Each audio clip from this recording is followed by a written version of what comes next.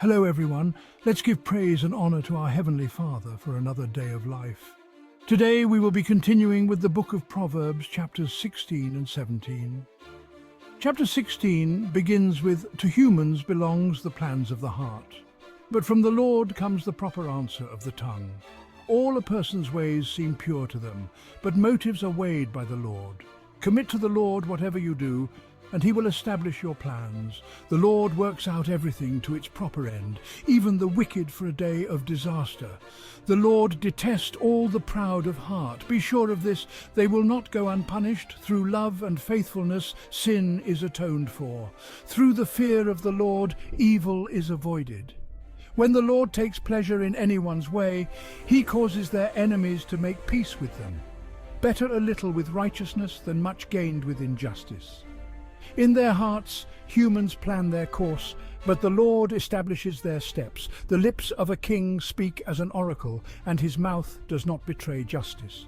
Honest scales and balances belong to the Lord. All the weights in the bag are of his making. Kings detest wrongdoing, for a throne is established through righteousness. Kings take pleasure in honest lips. They value the one who speaks what is right. A king's wrath is a messenger of death, but the wise will appease it. When a king's face brightens, it means life. His favor is like a rain cloud in spring. How much better to get wisdom than gold, to get insight rather than silver. The highway of the upright avoids evil. Those who guard their ways preserves their lives. Pride goes before destruction, a haughty spirit before a fall. Better to be lowly in spirit along with the oppressed than to share plunder with the proud. Whoever gives heed to instruction prospers, and blessed is the one who trusts in the Lord. The wise in heart are called discerning, and gracious words promote instruction. Prudence is a fountain of life to the prudent, but folly brings punishment to fools. The heart of the wise make their mouths prudent, and their lips promote instruction. Gracious words are a honeycomb, sweet to the soul and healing to the bones. There is a way that seems to be right, but in the end it leads to death. The appetite of labourers work for them, their hunger drives them on. A scoundrel plots evil, and on their lips it's like a scorching fire.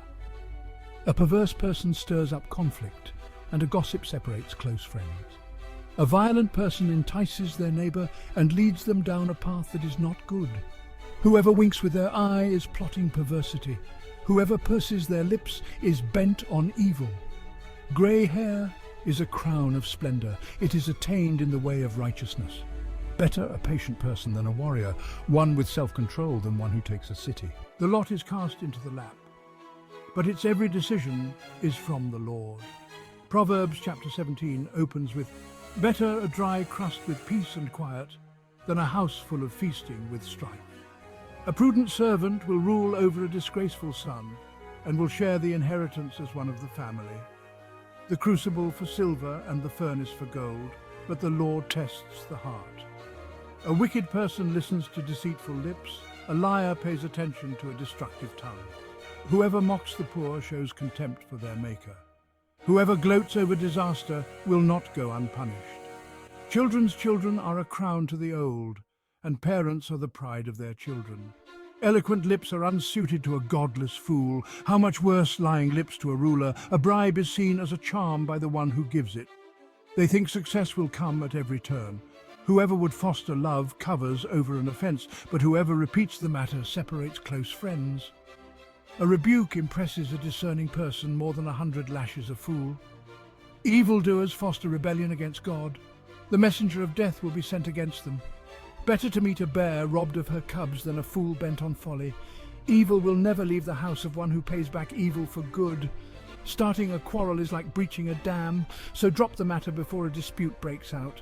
Acquitting the guilty and condemning the innocent, the Lord detests them both. Why should fools have money in hand to buy wisdom when they are not able to understand it? A friend loves at all times, and a brother is born for a time of adversity. One who has no sense shakes hands in pledge and puts up security for a neighbour. Whoever loves a quarrel loves sin. Whoever builds a high gate invites destruction. One whose heart is corrupt doesn't prosper.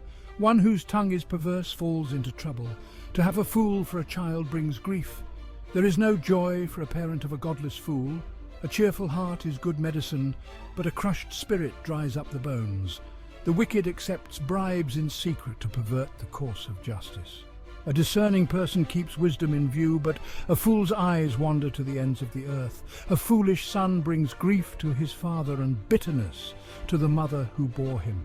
If imposing a fine on the innocent is not good, surely to flog honest officials is not right.